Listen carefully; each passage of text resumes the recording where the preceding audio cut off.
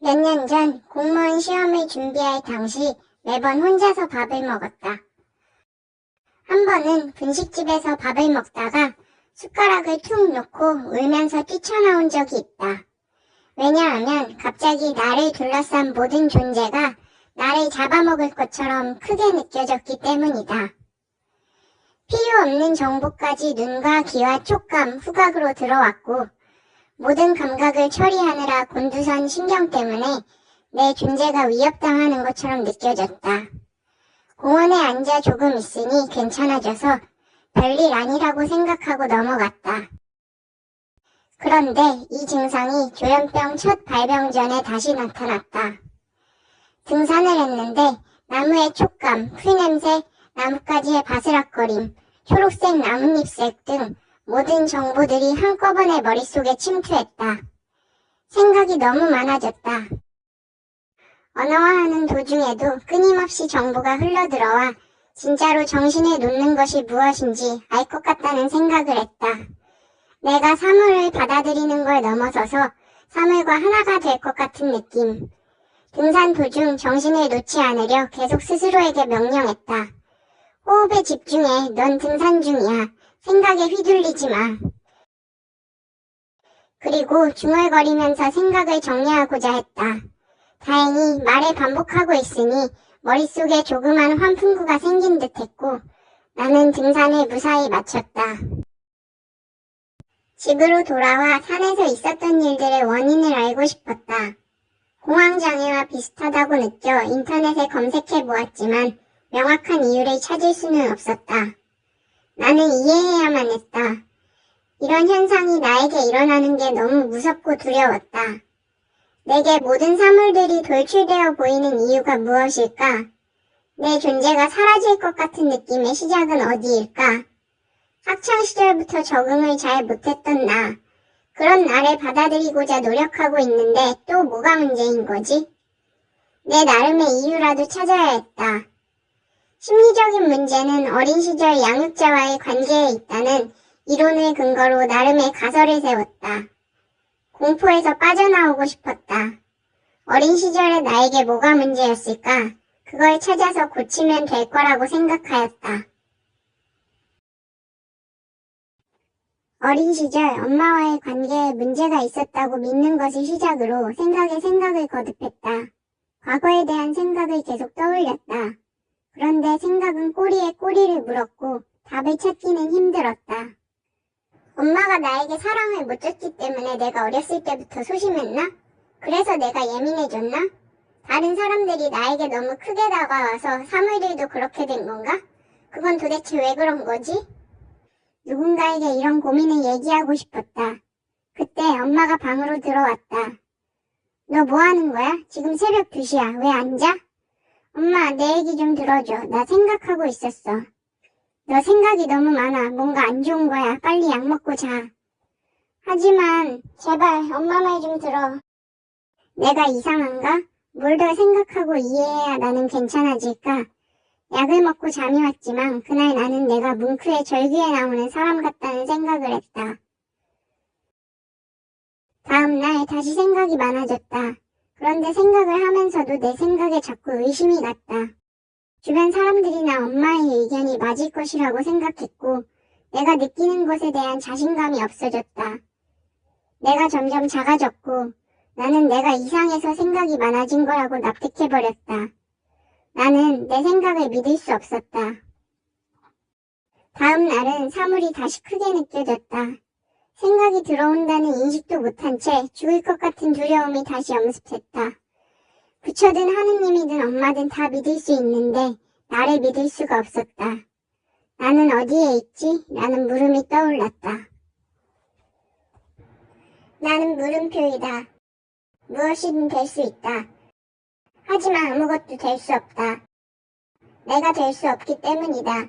내 생각들을 지켜내지 못하면 어떻게 될까? 곧 죽을 것 같다. 완벽하게 옳은 건 무엇일까? 완벽하게 순수한 생각은 무엇일까?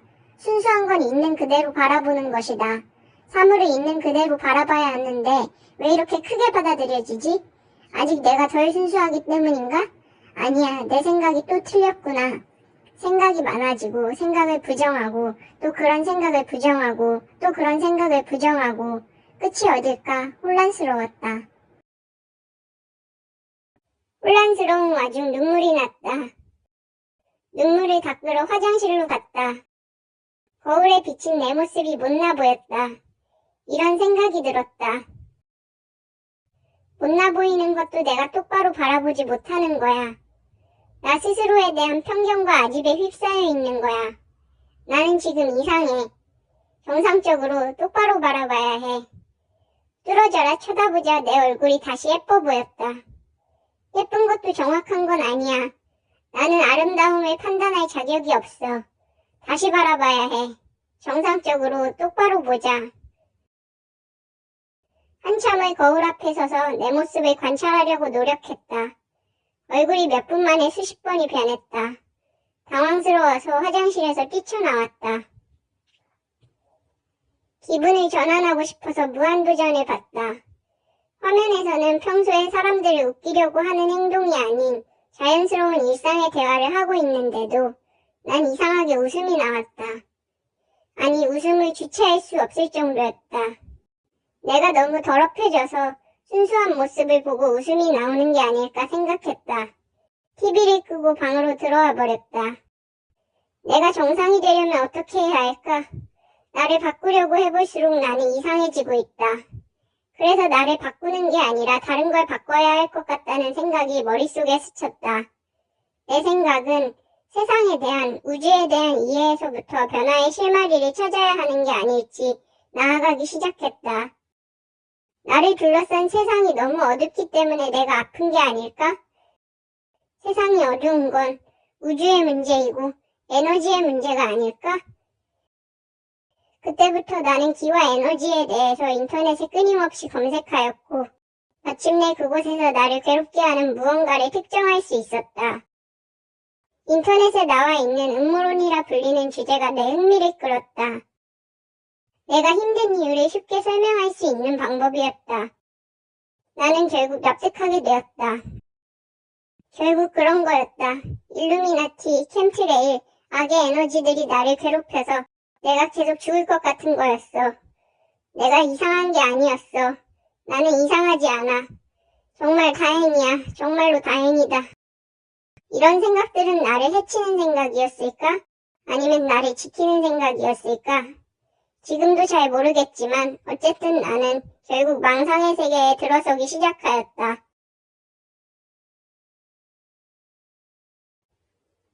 악의 에너지가 나를 괴롭히는 거라면 나는 그런 세력들을 무찌르면 된다고 생각하였다. 그들은 나의 생각을 부정하고 내 존재감을 작게 하여 나를 괴롭히고 있으니 내가 그런 어려움에 굴복하지 않으면 될 거라고 믿었다. 나는 나에게 일어나는 모든 일의 원인을 일루미나티 탓으로 돌렸다. 내가 인식하는 세계가 모두 일루미나티가 만든 가상의 세계라고 생각하였다. 그런 생각에 이르니 나에게 일어나는 모든 일에서 의미를 찾을 수밖에 없었다. 그리고 나는 내가 알아낸 것이 세상이 엄청난 비밀이라고 믿었다. 내 감각이 특별해서 비밀을 알아차려 버렸다는 생각을 했다. 그 후로 가족들과는 아무 말도 하지 않았다. 우리 엄마가 아니라 일루미나티에게 조종당하고 있는 가상의 엄마 같았다. 엄마가 당황스러워하면 나는 그걸 비웃었다. 내가 너희들의 속셈을 모를 줄 알아? 하면서. 내가 생각한 그들의 목적은 내 생각을 조종하여 나를 그들의 꼭두각시로 만드는 것이 아닐까 했다. 그래서 나는 의식적으로 그들을 공격하는 상상을 하였고 세상의 비밀을 더욱 파헤치고자 하였다. 생각을 부정하고 부정하는 끝에서 결국 내가 살던 세상을 부정하게 된 나에게 현실은 믿을 수 없는 것으로 가득하였다. 나의 핸드폰은 내 생각을 조종하기 위한 전파 무기가 되었고 간혹 들리는 윗집의 소음은 나를 몰래 죽이기 위해 음모를 짜고 있는 악의 추종자들의 소리였다. 그렇게 나는 모든 것들을 의심하였다. 그러면서 내 목숨을 연명하고 있다고 믿었다. 그러던 어느 날 생각에서 소리가 들렸다. 네가 우리한테 계속 굴복하지 않으면 편해질 수 있을 것 같아? 하고. 나는 놀라기보다 기다리고 있었다는 듯이 대답하였다. 나는 너희한테 굴복하지 않아. 내가 내 목숨을 포기하는 일이 있더라도 세상의 비밀은 밝히고 죽는 것이 세상을 더욱 행복하게 만드는 일이라고 생각하였다.